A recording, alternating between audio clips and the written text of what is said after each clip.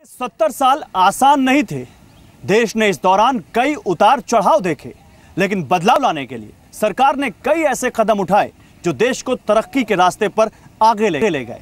कहां थे ये बदलाव, कैसे थे ये बदलाव, जरा देखिए।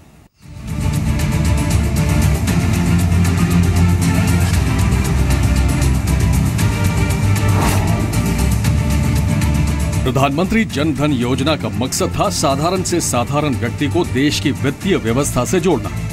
पीएम मोदी ने देश के हर व्यक्ति का बैंक अकाउंट खोलने का सपना पूरा किया। गिनीज वर्ल्ड रिकॉर्ड बुक में भी जन धन योजना का रिकॉर्ड दर्ज हुआ। इसके तहत एक हफ्ते में सबसे ज्यादा 1,80,96,130 बैंक खाते खुले। 1 अप्रैल 2016 तक 21,51,00,000 से ज्यादा बैंक खाते जन धन योजना के तहत खोले जा चुके हैं। इस योजना के तहत खाता धारकों को 1 लाख रुपए का दुर्घटना बीमा, डेबिट कार्ड और 1 लाख रुपए का एक्सीडेंटल इंश्योरेंस कवर मुफ्त है। 6 महीने तक खाते को सुचारू रूप से चलाने के बाद 5,000 रुपए के ओवरड्राफ्ट की सुविधा भी है। किसी राष्ट्र का स्वास्थ्य उसकी संपदा से ज्यादा महत्वपूर्ण है।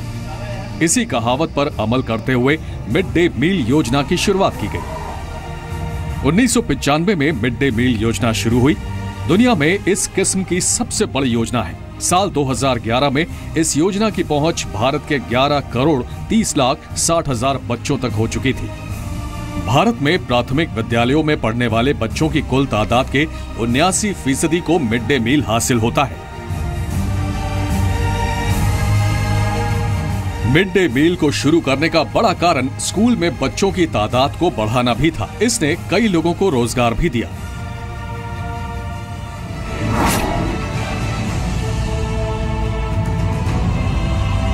अक्टूबर 2005 को भारत में सूचना का अधिकार यानी आरटीआई लागू हुआ। आरटीआई के इस्तेमाल से नागरिकों को जानकारी के आधार पर फैसले करने का मौका मिला। एक अनुमान के मुताबिक हर साल करीब 50 से 80 लाख आरटीआई अर्जियां डाली जाती हैं और इससे इस कानून की लोकप्रियता साबित होती है। आरटीआई का असर पंचायत से लेकर संसद तक साबित हुआ और इससे लाल फीताशाही दूर करने में मदद मिली। आरटीआई चीजों को बदलने वाले अधिकार के रूप में देखा गया। आरटीआई को लागू करने से अधिकारों से जुड़े दूसरे कानूनों की मांग भी की जाने लगी। इलेक्ट्रॉनिक वोटिंग मशीन का इस्तेमाल भारत में आम चुनाव तथा राज्य विधानसभाओं के चुनाव में आंशिक तौर पर 1999 से शुरू हुआ और 2004 से इसका पूरा इस्तेमाल हुआ। 2004 के आम चुनावों में पहली बार पूरे भारत के वोटरों ने ईवीएम के जरिए वोट डाले थे। ईवीएम इस तरह से बनाई गई है कि बिना पढ़े लिखे वोटर भी चुनाव चिन्ह के आगे लगे बटन को दबाकर वोट डाल सके। ईवीएम से वोट डालने के समय में कमी आती है और कम समय में रिजल्ट घोषित किया जा सकता है। ईवीएम के इस्तेमाल से जाली मतदान, बूथ कब्जा करने की घटनाओं में कमी आई। आधार एक ऐसी योजना जिसमें भारत के हर नागरिक को आधार देने की कोशिश की गई। इसके जरिए देश के हर नागरिक को एक यूनिक आइडेंटिटी दी गई। आधार कार्ड के जरिए सब्सिडी सीधे जरूरतमंदों के खाते में पहुंचाई जाती है। अभी एलपीजी सब्सिडी, केरोसिन सब्सिडी समेत कई दूसरी अहम योजनाओं को आधार से जोड़ा गया है। हालांकि आधार के जरूरी बनने पर सुप्रीम कोर्ट ने रोक लगा दी थी। अभी तक 100 करोड़ से ज्यादा आधार कार्ड बनाए गए हैं। आधार कार्ड में नागरिकों की सारी जानकारी होती है। आधार बिल को संसद की मंजूरी मिल गई है, जहां लोगों की प्राइवेसी के लिए कड़े कानून बनाए गए हैं। सरकार के मुताबिक आधार कार्ड से सब्सिडी में होने वाली लीकेज पर काफी रोक लगी है।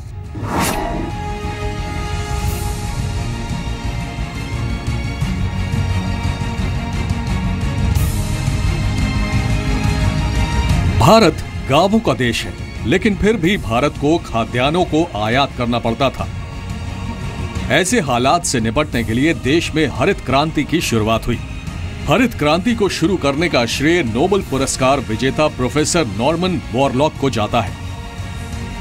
अधिक उपज देने वाले उन्नत किस्म के बीजों, रासायनिक उर्वरकों के प्रयोग, सिंचाई के लिए पानी और बिजली की व्यवस्था, कीटनाशक दवाइयों के जरिए हरित क्रांति देश में आई, जिनसे पहले की तुलना में कई गुना उपज हो सकती है।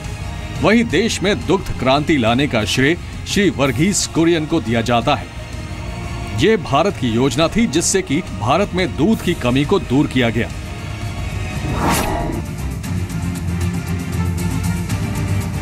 इंटरनेशनल फाइनेंशियल मार्केट में भारत की साख बनाने में बीएसई की अहम भूमिका रही है। बॉम्बे स्टॉक एक्सचेंज यानी बीएसई न सिर्फ भारत बल्कि एशिया का सबसे पुराना स्टॉक एक्सचेंज है।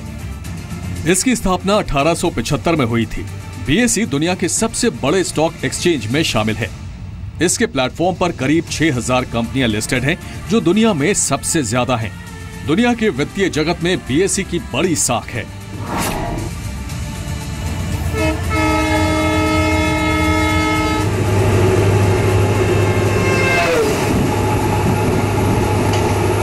भारतीय रेल किसी एक मैनेजमेंट के अधीन चलने वाला दुनिया का दूसरा सबसे बड़ा रेल नेटवर्क है। इसने सबसे ज्यादा लोगों को रोजगार दिया हुआ है। भारतीय रेल में करीब 16 लाख से भी अधिक कर्मचारी काम करते हैं। भारतीय रेल से प्रतिदिन तकरीबन 1.5 करोड़ लोग सफर करते हैं और 100 पैसे कमाने के लिए रेलवे खर्च करता है 90.46 पैसे। भारतीय रेलवे एशिया का सबसे बड़ा रेल नेटवर्क है। स्टेट बैंक ऑफ इंडिया देश का सबसे बड़ा बैंक होने के साथ दुनिया के भी बड़े बैंकों में शुमार है। एसबीआई की देश में सबसे ज्यादा ब्रांच हैं। इसके अलावा ये दुनिया का सबसे बड़ा सेंट्रलाइज्ड कोर बैंकिंग सिस्टम है। साथ ही ये दुनिया में सबसे ज्यादा भाषाओं में बैंकिंग सेवा प्रोवाइड करता है। एसबीआई की मौजूदा नेटवर्थ 2 लाख करोड़ रुपए के करीब है। इन दो बूंदों ने भारत के इतिहास में एक नया पन्ना लिखा। 15 अगस्त को भारत को जैसे गुलामी से आजादी मिली थी, ठीक उसी तरह 13 जनवरी 2014 को भारत को दूसरी आजादी मिली। भारत पोलियो के कलंक से मुक्त हो गया। 3 साल से पोलियो का एक भी मामला न आने के बाद 13 जनवरी को भारत ने वो मुकाम पा लिया जिसका लंबे वक्त से इंतजार था। भारत में दिल्ली सरकार में 1993 से 1998 तक स्वास्थ्य मंत्री रहने के दौरान डॉक्टर हर्षवर्धन ने दिल्ली में पल्स पोलियो कार्यक्रम की शुरुआत की थी। ये 1995 में राष्ट्रीय स्वास्थ्य योजना में शामिल होकर देशव्यापी अभियान बन गया।